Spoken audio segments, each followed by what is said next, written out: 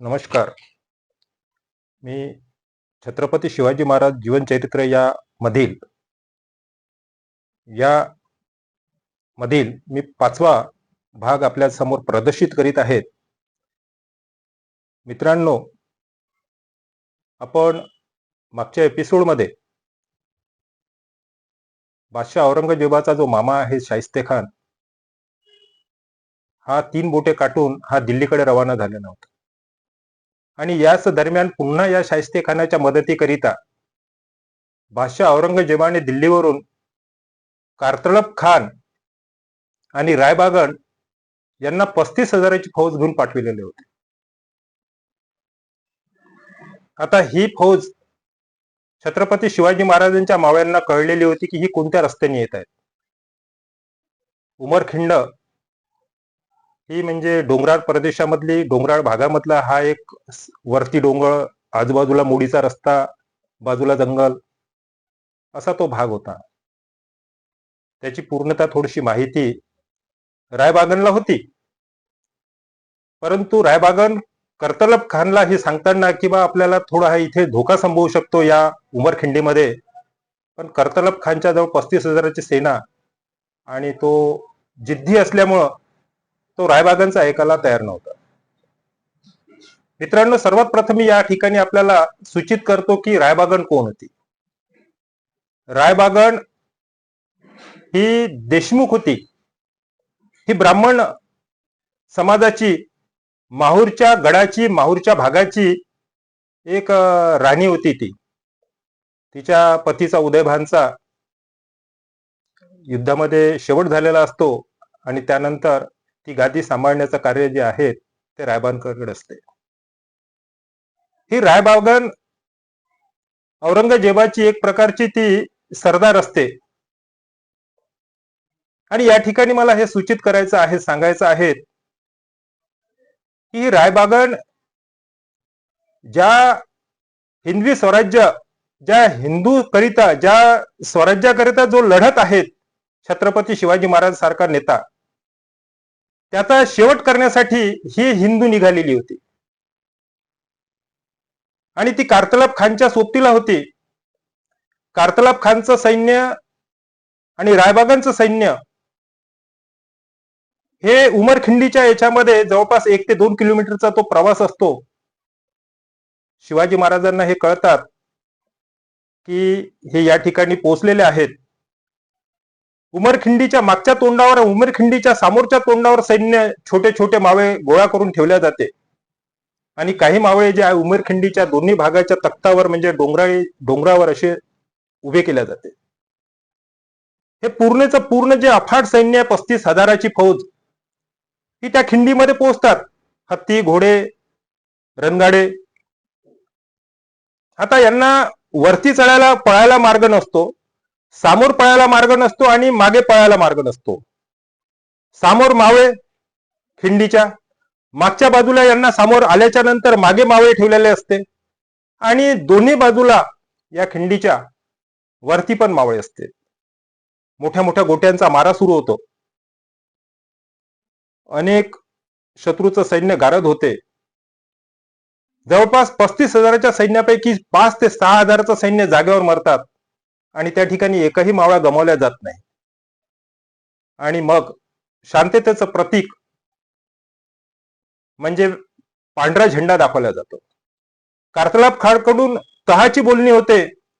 छत्रपती शिवाजी महाराज स्वतःचा घोडा मध्यभागी नेतात आणि तहाच्या बोलणीमध्ये सांगतात की तुझे जे हे सैनिक आहेत हे तू परत घेऊन जा, परंतु त्यांच्यासोबत आणलेलं जे शस्त्र आहेत, त्यांच्यासोबत आणलेला जो दारुगोळा आहेत, त्यांच्यासोबत आणलेले हत्ती आहेत, त्यांच्यासोबत आणलेले घोडे आहेत, त्यांच्यासोबत आणलेले रणगडे आहेत, हे संपूर्ण इथे टाकून जा. मित्रांनो, शिवाजी महाराजांचा जो गनिमी कावा होता, हा गनिमी कावा दुसऱ्या टप्प्यामध्ये आपण या ठिकाणी आपण यशस्वी गाठलेला दिसते. या ठिकाणी अफाट संपत्ती शिवाजी महाराजांना प्राप्त झालेली असते. एक आपण पाहिलेलं होतं की शाहिस्तेखान सुद्धा अशाच प्रकारची संपत्ती टाकून पळालेला होता. या अगोदर अफजल खानांचा जेव्हा कोथळा बाहेर काढला त्यावेळेला त्याचं सैन्य असे संपत्ती टाकून पळालेले होते. आणि शिवाजी महाराजांना हेच अभिप्रेत होतं की अशा पद्धतीची यांनी संपत्ती टाकून पळायचं आणि ती संपत्ती आम्ही स्वराज्यामध्ये आणायची. ही संपत्ती आणल्याच्या नंतर ही संपत्ती राजगडावर न्यायची. त्यावेळेला राजगड ही राजधानी होती स्वराज्याची. राजगडाच्या नंतर रायगड झाली आणि राजगडावर या संपत्तीचा जो विल्हेवाट आहेत, ज्या ठिकाणी आपण म्हणतो की आवक जावकच्या ज्या नोंदी आहेत, ज्याच्या खतावणी आहेत, ज्याचा मालखान्यामध्ये दप्तरीला नोंद करायची आहेत, ह्या मालखान्याच्या दप्तरीमध्ये अष्टप्रधान मंडळामध्ये अण्णाजी पंत, मोरूजी पेशवे अशा प्रकारचे पेशवे नेमलेले होते, अशा प्रकारचे पंत होते त्या ठिकाणी की हे नोंदी करून ठेवायचे. महाराजांचं युद्धामध्ये 7, 8, 10 महिने, 2 वर्ष, 3 वर्ष असे जायचे. परंतु आणलेला जो माल आहे, स्वराज्याच्या रक्षणाकरता जो माल जमा केलेला आहे, शस्त्र जमा केलेले आहे, हत्ती किती आहेत, घोडे किती आहेत, आपल्याजवळ तोफा किती आहेत, याची संपूर्ण माहिती जी आहे कागदोपत्री, ही संपूर्ण माहिती ही पंत लोकांच्या हातामध्ये राहायची. आता आपण म्हणाल की याच्यामध्ये बहुजन समाजामधले जर समजा आपण या माहिती करता किंवा ही उपलब्ध माहिती यांना का नको, कारण मनुस्मृतीनुसार जे बहुजन आहेत, ज्याला शूद्र म्हणून गणलेले आहेत, त्या काळामध्ये यांना शिक्षण घेण्याचा अधिकार नसल्यामुळं ह्या नोंदी घेण्याचा, रजिस्टर तयार करण्याचा, स्टॉक स्टेटमेंट तयार करण्याचा हा कोणताही अनुभव नसल्यामुळं हा संपूर्ण कारभार हा अण्णाजी पंथ सुरनीस हा चालवत होता. मित्रांनो, यानंतर बाजी घोरपडे हा चढाई करतो शिवाजी महाराजांवर. कारण शिवाजी महाराजांचे शत्रू हे बाह्य शत्रू नव्हते, ते याच्या व्यतिरिक्त अंतर्गत शत्रू सुद्धा होते. हा बाजी घोरपडे हा भोसले घराण्याचाच होता.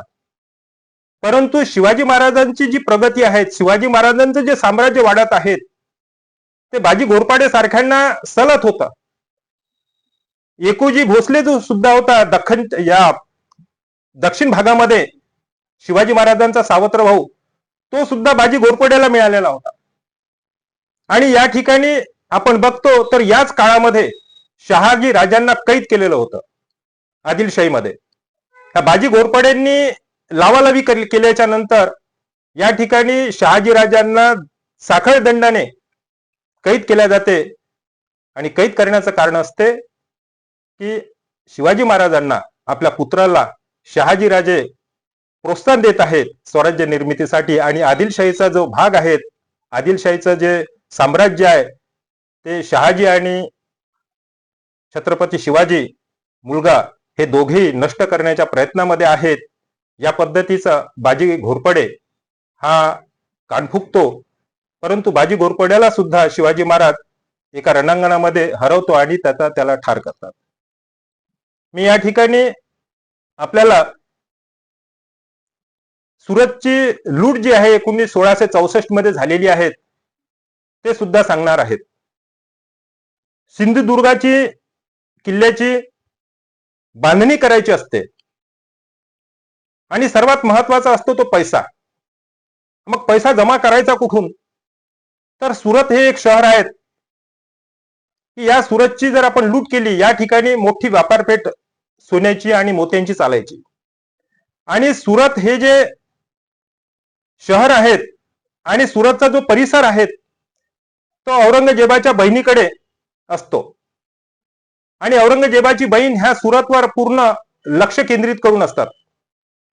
आणि शिवाजी महाराजांचा डोळा त्याच सुरतवर असते की हे सुरत जर आपण लुटलीत तर आपण आपले जे सिंधुदुर्ग सारखे किल्ले आहेत किंवा स्वराज्याच्या उपयोगासाठी आपल्याला जी संपत्ती पाहिजे, धन पाहिजे, ते आपण प्राप्त करू शकतो.